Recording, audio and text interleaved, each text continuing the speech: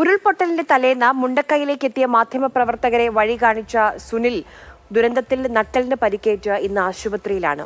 2 വയസ്സുള്ള കുഞ്ഞും അമ്മയും ഉരുൾപൊട്ടലിൽ നഷ്ടമായി സുനിലിന്.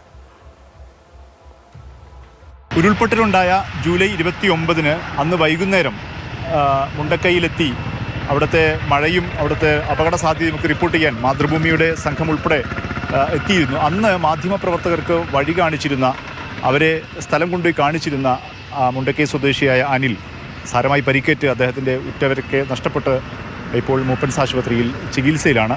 അന്ന് രാത്രി എന്താണ് സംഭവിച്ചതെന്ന് അനിൽ നമ്മോട് പറയുകയാണ്. കൊച്ചും ഞാനും വൈഫായിരുന്നു റൂമിലുണ്ടായിരുന്നത്. കറക്റ്റ് ഒരു സമയം 1 മണി 1:30 ആ ഒരു ഗ്യാപ്പിലായിരുന്നു. അടുത്തെത്തുമ്പോഴാണ് സംഭവം ഇത് അറിയുന്നത്. വരുമ്പോൾ തന്നെ പാടി മൊത്തം കുലുങ്ങാൻ തുടങ്ങി, ഓരോ സാധനങ്ങൾ വീഴാൻ തുടങ്ങി. വീണതും കൊച്ചിൻ്റെ മേലേക്കാണ് വീണ്. പപ്പാന്നൊരു വിളി മാത്രമേ ഞാൻ കേട്ടുള്ളൂ. കൊച്ചിൻ്റെ 2.5 വയസ്സുള്ള കൊച്ചിന് നേരെ ചളി കൊണ്ടുപോയി. തന്നെ അവിടെ നിന്ന് ഒരു 250-300 മീറ്റർ വരെ ചളി എടുത്തിട്ട് പോയി. താഴെ നമ്മളെ മുണ്ടക്കൈ സ്കൂളിനോട് എത്താൻ നേരത്തായിരുന്നു ആ പുഴയത്തെ വെള്ളം അടിച്ച് മേലേക്കാക്കി. ചളി അങ്ങനെ അവിടെ 2-3 കറക്കം കറക്കി തന്നെ അവിടെ ഇട്ട് ചളിന്ന് ഇങ്ങനെ എണീച്ച് ഒരു മരം പിടിച്ച് കെട്ടി ആ സ്കൂളിൻ്റെ മതിൽ കൊണ്ടുപോയിട്ടാണ് ഇടിച്ച് ഷോൾഡർ പോയി. പുഴയിൽ പോകുന്നവരെല്ലാവരും പാവം നില വിളിച്ചിട്ടാണ് പോകുന്നത്. ആ സൗണ്ട് മാത്രം കേൾക്കുന്നുണ്ട്. കുറച്ചങ്ങോട്ട് നോക്കിയപ്പോൾ ഒരു ചേച്ചീൻ്റെ നമ്മളെ അയൽവാസിൻ്റെ ഒരു ചേച്ചിയായിരുന്നു.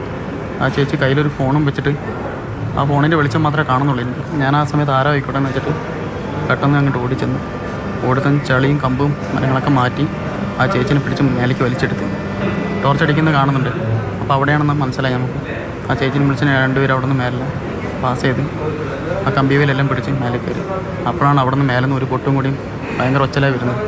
അപ്പോൾ എല്ലാവരും ഞാനും ആ ചേച്ചിയും റോട്ടിലേക്ക് ഇങ്ങനെ മെല്ലെ കയറി നടന്നു.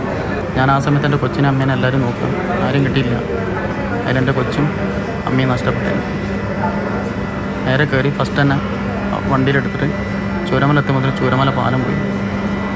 നമ്മൾ ആ മാനേജറിൻ്റെ ബംഗ്ലാവിൽ തന്നെ നിർത്തി. രാവിലെ അവരവിടെ നിർത്തി. പിന്നെ രാവിലെയാണ് എന്നെ അവിടെ നിന്ന് എയിംസ് ഹോസ്പിറ്റലിലേക്ക് എത്തിച്ചത്. 3-4 ദിവസമായിട്ട് ഫോൺ റിങ് ആവുന്നുണ്ടായി. ആ ഫോൺ റിങ് ആവുന്നത് വെച്ച് നോക്കിയിട്ടാണ് ട്രേസ് ചെയ്തിട്ടാണ് എനിക്ക് കൺഫേം ആയത് കുട്ടിയും അമ്മയും അതിൻ്റെ അകത്ത് തന്നെ ഉണ്ടാവും. നട്ടലിന് പൊട്ടുണ്ട്, ഷോൾഡറും പ്രശ്നമാണെന്ന് പറഞ്ഞു. ചെറിയൊരു നല്ല ഒരു സ്റ്റിച്ച് കാര്യങ്ങൾ ചെയ്തിട്ടുണ്ട്. സർജറി കഴിഞ്ഞ് നിൽക്കാൻ ഞാൻ ഇവിടെ വന്നിട്ടാണ് ഞാൻ ഫോൺ തന്നെ മേടിച്ചത്. അപ്പോൾ നമ്മൾ കൽപ്പറ്റന്നാണ് മേടിച്ചത്.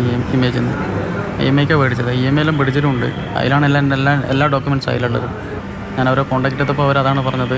ഒരു കൊല്ലത്തേക്ക് ഞാൻ ഇൻഷുർ എടുത്തതാണ്.